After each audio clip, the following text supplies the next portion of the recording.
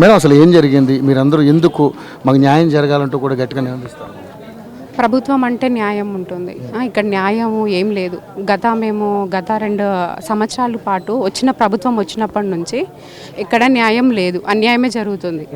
కనీసం case book చేయలేదు ఆయన మీద ఇప్పటి వరకు. ఒక ఎమ్మెల్యే ఒక ఎమ్మెల్యేకి ఎలాంటి పరిస్థితి వచ్చినప్పుడు మామూలు ప్రజలకు ఎలా ఉంటుంది?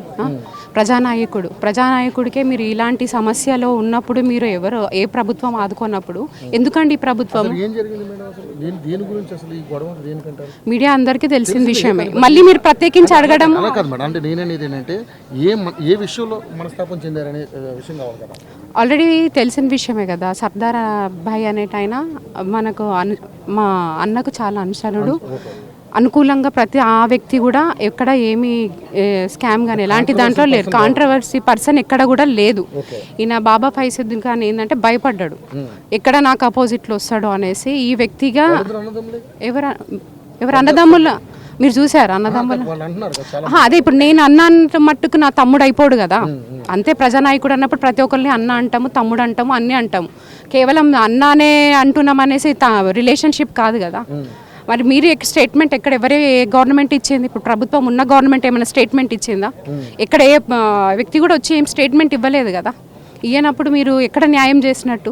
ఈరోజు మేము ఒక వ్యక్తిని కోల్పోయినాం, మాకంటూ ఒక వ్యక్తిని మేము కోల్పోయినాం. ఒక 1000 బలం గల వ్యక్తి మాకు ప్రజానాయకుడు.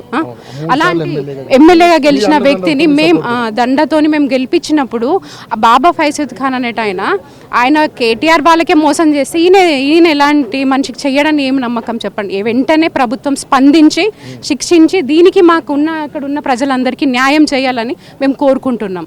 జై గోపన్న. ఇప్పుడు గోపీనాథ్ గారు మీకు దాదాపుగా 15 ఏళ్ళుగా అక్కడ సుపరిచితులు, ఇక్కడ ఎమ్మెల్యేగా ఉన్నారు. అంటే అక్కడ ఆయనతో మీ అనుబంధం ఎలా ఉంది? మాకు మంచి ఒక సిస్టర్ అండ్ బ్రదర్గా, ఒక తండ్రిగా, ఆత్మీయుడిగా, మాకు అన్ని విధాలుగా, ఒక అన్నగా మాకు అన్ని విధాలుగా ఆదుకునే కానీ నియోజకవర్గంగా అన్ని సమస్యలపై మాకు అండదండగా ఉంటుండే.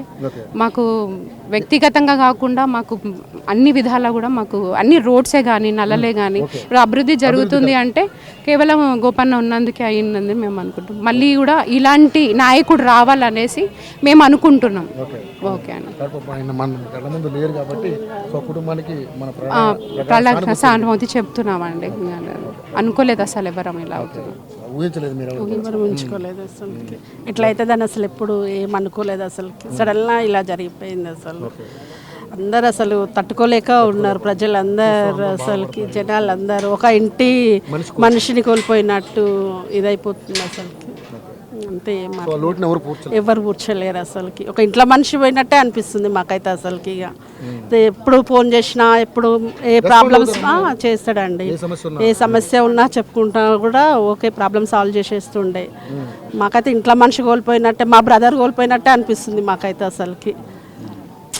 అసలు ఈ బాధ ఇక ఎవరు ఓర్చలేరండి. ఏ నాయకుడు వచ్చినా కూడా మాకు ఎలాంటి నాయకుడు వస్తాడో ఏమో కానీ ఇలాంటి నాయకుడు అయితే మళ్ళీ రాలేడని అనుకుంటున్నాం మేమైతే. ఇక చూస్తే మహిళలందరూ కూడా ఎప్పుడు కూడా ఎమ్మెల్యే గారు మాకు అందుబాటులో ఉండేవారు.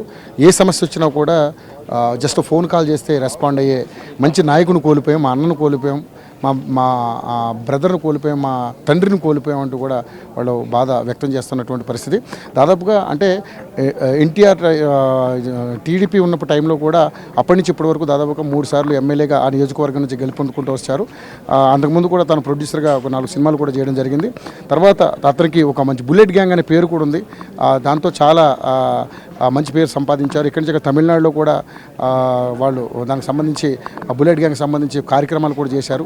మనం చూసుకుంటే నిజంగా గోరమండ ప్రజలందరూ కూడా, మహిళలందరూ కూడా ఈరోజు ఒక ఇంట్లో ఉన్నటువంటి ఒక మా బ్రదర్ని, మా సొంత మనిషిని కోల్పోయామని వాళ్ళ బాధ వ్యక్తం చేయడం జరుగుతూ ఉంది. సో ఏదేమైనప్పుడు కూడా బాబా ఫైజుద్దీన్ చేసినటువంటి ఈ కార్యక్రమం వల్ల ఇదంతా జరిగింది. ఏదైతే సర్దార్ అనే వ్యక్తిని హింసించడం వల్ల, టార్చర్ చేయడం వల్ల, తను ఆత్మహత్య చేసుకోవడం వల్లనే, తన కుడిభుజమైనటువంటి సర్దార్ కోల్పోవడం వల్లనే తను కూడా ఈరోజు మనస్తాపానికి చెంది మరణించినట్టుగా కూడా వీళ్ళు వాళ్ళ బాధ వ్యక్తం చేస్తూ ఉన్నారు. ఏదేమైనా ఆ కుటుంబానికి చాలా అంటే మేము అండదండగా ఉంటాము, ఆ కుటుంబానికి తోడునేడుగా ఉంటామని చెప్పేసి ఆ నియోజకవర్గ ప్రజలు మహిళలందరూ కూడా చెప్పడం జరుగుతుంది. చాలామంది ఇప్పటికే పెద్ద ఎత్తున నాయకులందరూ రావడం జరిగింది. మాగంటి గోపీనాథ్ గారి యొక్క మృతదేహానికి నివాళులు అర్పించడం జరుగుతుంది, పార్థివ దేహానికి. సో ముఖ్యంగా చూసుకుంటే ఏపీ మంత్రి అయినటువంటి నారా లోకేష్, బ్రహ్మణి గారు, అదేవిధంగా కేసీఆర్ గారు, అదేవిధంగా కేటీఆర్ గారు, అలాగే హరీష్ రావు గారు, ఇంకా ముఖ్య నాయకులందరూ కూడా రావడం జరిగింది.